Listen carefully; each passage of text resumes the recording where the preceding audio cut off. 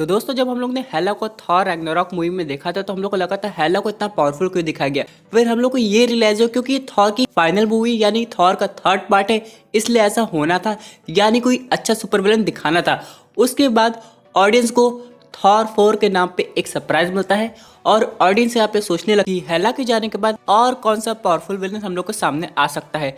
तो इसी पे एक सरप्राइज और आता है गॉड द गॉड बुचर के नाम से, यानी दोस्तों एक ऐसा विलन जो कि गॉड को किल कर सकता है। तो दोस्तों आज के इस वीडियो में हम लोग यही डिस्कस करेंगे गॉड की एंट्री मार्वल सिनेमैटिक यूनिवर्स में कैसे हो सकती है और इतने टाइम तक वो कहाँ था। तो दोस्तों कंप्लीट वीडियो को स्टार्ट करने से पहले आप लोग कर दीजिए वीडियो को लाइक और कमेंट करके ये बताइए अगर आपको ऑप्शन दिया जाए कि थॉर लव एंड थंडर में आप सिर्फ लोकी को देख सकते हैं या फिर हल्क को, तो आप किसे देखना पसंद करेंगे। साथ ही साथ जो लोग मेरे चैनल पर नए आए हमारे चैनल को सब्सक्राइब करके हमारी कॉमिक बुक टॉक्स फैमिली का हिस्सा बन जाए। तो दोस्तों हम लोग शुरुआत करते हैं गॉड द गॉड बुचर के एग्जिस्टेंस से, यानी दोस्तों मार्वल सिनेमैटिक यूनिवर्स में इतने समय तक वो कहा था।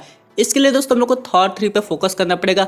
आपको याद है हेला कैसे वापस आई थी जब ओडिन की डेथ हो गई थी, यानी दोस्तों ओडिन ने हेला को किसी मैजिक की वजह से कैद किया था, लेकिन उनके जाने के बाद हेला भी आज़ाद हो गई थी।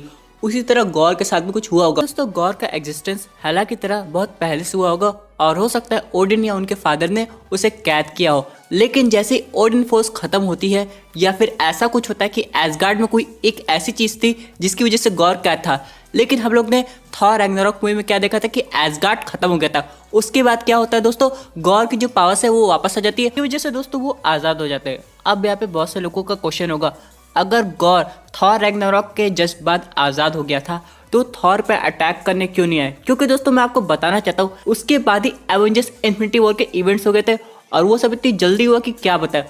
और यहाँ पे हो सकता है थेनोस के स्नैप की वजह से गौर भी गायब हो गया हो 5 ईयर्स के लिए। अब यहाँ पे आपका क्वेश्चन होगा गौर तो काफी स्ट्रांग है तो स्नैप को शिकार कैसे हो सकता है? दोस्तों इसके लिए चलते हम लोग एवेंजर्स एंड गेम में। आप लोग को याद होगा जब टोनी स्टार्क ने स्नैप किया था तो कैसे थेनोस और उसकी आर्मी भी डिसइंटीग्रेट हो गई थी। यानी दोस्तों अभी तक थेनोस को सबसे स्ट्रॉन्गेस्ट विलन कहा जाता है, तो यानी वो गौर से ज्यादा स्ट्रांग होगा और जब वो भी स्नैप की वजह से गायब हो सकता है तो गौर क्यों नहीं? इसलिए दोस्तों ऐसा ही कुछ होगा और तब भी गौर अभी वापस नहीं आ पाया होगा। और यहाँ पे जब वो आएगा तो थॉर को डायरेक्टली मिलेगा गार्डियंस ऑफ द गैलेक्सी के साथ, क्योंकि दोस्तों गौर को भी पता नहीं होगा एसगार्ड है कहाँ। फॉर एग्जांपल अगर वो एसगार्ड का पता लगाने जाएगा भी तो वहाँ पे कुछ नहीं बचा होगा, तो यहाँ पे वो काफी कंफ्यूज हो जाएगा और उसे थॉर से बदला लेना है। अब यहाँ पे वो क्या करेगा, अगर उसे थॉर का पता चल भी जाता है किसी वजह से तो वो अर्थ पे आ सकता है और यहीं पे दोस्तों थॉर की वापसी होगी अर्थ पे, जहाँ पे वो वैल्करीन और फीमेल थॉर के साथ मिलकर गौर का एंड कर सकता है। लेकिन सबसे इंपॉर्टेंट क्वेश्चन अब आता है कि गौर को अर्थ का पता कैसे चलेगा? तो दोस्तों आप लोग तो जानते हैं कि जहाँ पे एसगार्ड के लोग रहते हैं वहाँ पे एसगार्ड की पावर्स भी आ जाती है, तो कुछ ऐसी एनर्जी गौर फील करेगा जिसकी वजह से वो करंट अर्थ पे आ सकता है। यहीं पे उसकी फाइट होगी वैल्करीन से। लेकिन दोस्तों वैल्करीन के अलावा यहाँ पे कॉर्ग और मीप भी है और अभी वैल्करीन को एक सुपर हीरो चाहिए, इसलिए वो थॉर को मैसेज भेज सकती है जिसकी वजह से Thor guardians of the Galaxy के साथ आएगा। अब यहाँ पे मैं आपको बताना चाहता हूँ कि यहाँ इस मूवी में क्रिस पैट यानी कि स्टार-लॉर्ड, ग्रूट और रॉकेट रकून भी हो सकते हैं। हम लोग गौर को गार्डियंस के साथ फाइट करते हुए भी देख सकते हैं, जो कि ऑडियंस को देखने में काफी ज्यादा मजा आएगा। अब यहाँ पे क्वेश्चन आता है दोस्तों कि हम लोग को मस्कुलर थॉर कब देखने को मिलेगा? और यहाँ पे जो इवेंट्स है वो एवेंजर्स एंड गेम पे डायरेक्टली बाद हो जाएंगे, क्योंकि दोस्तों अगर ऐसा हुआ तो हम लोग को मस्कुलर थॉर की जगह फ्लैट थॉर दिखाई दे सकता है। लेकिन अगर ये इवेंट्स कुछ ईयर बाद होते हैं तो हम लोग को फाइनली फिट थॉर भी दिखाई दे सकता है। अब यहाँ पे क्वेश्चन आएगा थॉर ऐसा बनेगा कैसे? तो मेरे हिसाब से दोस्तों यहाँ पे हमेशा कंपटीशन होता है कि शिप का कैप्टन कौन है, और यहाँ पे थॉर वापस अपनी बॉडी जरूर बनाएगा क्योंकि रॉकेट रकून और ग्रूट उसे ऐसा करने को कहेंगे। क्योंकि दोस्तों अगर गौर से फाइट करना है तो थॉर को फिट होना पड़ेगा और यही ऑडियंस देखना चाहती है, क्योंकि एवेंजर्स एंड गेम में हम लोग को एक ऐसा सरप्राइज मिला था जो ऑडियंस एक्सपेक्ट नहीं कर रही थी। अब आगे जाके थॉर का रूप कैसा होता है ये तो आने वाले वक्त बताएगा, लेकिन एक चीज़ तो कंफर्म हो गई दोस्तों कि यहाँ पे जेन फॉस्टर और थॉर की टीम अप काफ़ी ज़्यादा इंटरेस्टिंग होगी। लेकिन इसी के साथ दूसरा क्वेश्चन आता है कि क्या थॉर अनवर्दी हो जाएगा? क्योंकि यहाँ पे कॉमिक बुक में अनवर्दी स्टोरी लाइन के अकॉर्डिंग अगर जेन फॉस्टर को म्योलनर मिलता है यानी कि वो वर्दी होती है तो यहाँ पे थॉर अनवर्दी रहता है, यानी कि एक समय पे 2 थॉर नहीं रह सकते। लेकिन ऐसा मार्वल सिनेमैटिक यूनिवर्स में नहीं हो सकता। दोस्तों आप लोग तो जानते होंगे यहाँ पे स्टीव रॉजर्स भी वर्दी हुए हैं और थॉर तब भी वर्दी था, यानी कुछ और होगा या फिर गॉड द गॉड बुचर के पास कुछ ऐसी पावर होगी जिससे वो थॉर पे कुछ ऐसा मैजिक स्पेल कर देता है जिससे वो अनवर्दी होके उससे फाइट ना कर सके। लेकिन तब भी दोस्तों थॉर के पास एक और वेपन है जो कि है स्टॉर्म ब्रेकर, वो उससे आराम से फाइट कर लेगा। अब यहाँ पे दूसरा क्वेश्चन आएगा कि बेटा रे बिल का इन्वॉल्वमेंट होगा कि नहीं। तो दोस्तों अभी तक ऐसी कोई कंफर्मेशन नहीं है, क्योंकि अगर हम लोग बात करें क्रिश्चियन बेल की तो ऑडियंस को लग रहा था कि उनको बेटा रे बिल का रोल मिलेगा, लेकिन फाइनली अभी ऑफिशियली रिवील हो गया। लेकिन दोस्तों फाइनली दिसंबर में अनाउंस हो गया कि वो गॉड द गॉड बुचर का रोल प्ले कर रहे हैं। यानी दोस्तों एक बिल्कुल परफेक्ट कास्टिंग हुई है। अब ऑडियंस को देखने में बहुत ज़्यादा मज़ा आने वाला है कि आगे क्या होगा। वैसे दोस्तों आप लोग कमेंट करके बताइए, क्या आप लोग बेटा रे बिल को थॉर के साथ देखना चाहते हैं या फिर उसकी एक अलग टीवी सीरीज चाहते हैं। वैसा होना ऐसा पॉसिबल नहीं है, लेकिन अगर केविन फेगी चाहे तो सब कुछ पॉसिबल है। क्योंकि दोस्तों अगर हम लोग बात करें हल्क की तो वो काफी टाइम तक सकार प्लांट पे था, उसने बेटा रे बिल से फाइट भी की होगी। मे बी वो बेटा रे बिल को जानता होगा, उसके बारे में वो थॉर को बाद में बताएगा। और यहाँ पे दोस्तों बेटा रे बिल की बात करें तो वो भी वर्दी है, यानी दोस्तों वो भी म्योनिर को बड़े आराम से उठा सकता है और उसके पास भी थॉर जैसी पावर्स आ जाएंगी।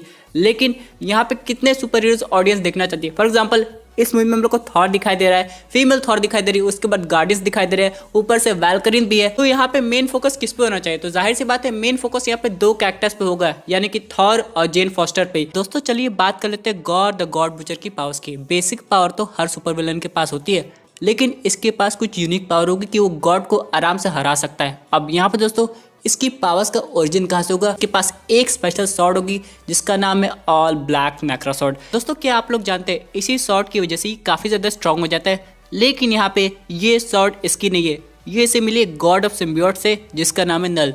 जी हाँ दोस्तों, यहाँ पे पता नहीं ऐसा कनेक्शन दिखाया जाएगा कि नहीं, लेकिन यही रियलिटी है। अब यहाँ पे ये वेपन इसके पास होना बेहद ज़रूरी है, लेकिन यहाँ पे इस वेपन को चेंज भी किया जा सकता है। फॉर एग्जाम्पल अगर हम लोग बात करें स्टॉर्म ब्रेकर की तो कॉमिक बुक में ये वेपन बेटा रे बिल का है, लेकिन दोस्तों अगर हम लोग बात करें मार्वल सिनेमैटिक यूनिवर्स की तो ये वेपन थॉर को मिल गया है, यानी स्टोरी काफ़ी ज़्यादा चेंज हो गई है। तो यहाँ पे ये देखना पड़ेगा हम लोग को ये स्पेशल वेपन दिखाई भी देता है कि नहीं, या फिर गॉड को कोई और वेपन होगा। और दोस्तों फैन थ्योरी के अकॉर्डिंग हो सकता है हम लोग को वापस से एसगार्ड देखने को मिले, वो भी एक्चुअल थॉर का। यानी दोस्तों अगर गॉड द गॉड बुचर को हराना है या फिर उसे वापस कैद करना है, उसे हो सकता है उसी लोकेशन पे वापस एसगार्ड बनाना पड़े जहां पे वो पहले से था। अब ये सब कैसे होगा? यहाँ पे दोस्तों हो सकता है कोई एसगार्डियन मैजिक लगे जिसकी वजह से थॉर और जेन फॉस्टर दोनों मिलके एक नया एसगार्ड बना ले। क्योंकि दोस्तों हो सकता है नया एसगार्ड क्रिएट करने के लिए काफ़ी ज़्यादा पावर लगती हो, जिसकी वजह से एक नहीं हम लोग को कई एसगार्डियंस पावर्स की जरूरत पड़ेगी, इसलिए ऐसा पॉसिबल है। सर दोस्तों बात कर ले तो अपने फाइनल अपडेट की, जो कि रिलेटेड है स्पाइडरमैन 3 से। यहाँ पे दोस्तों कहा जा रहा है कि टॉबी मैगवायर का कॉन्ट्रैक्ट साइन हुआ है, वो भी 2 फिल्म के लिए।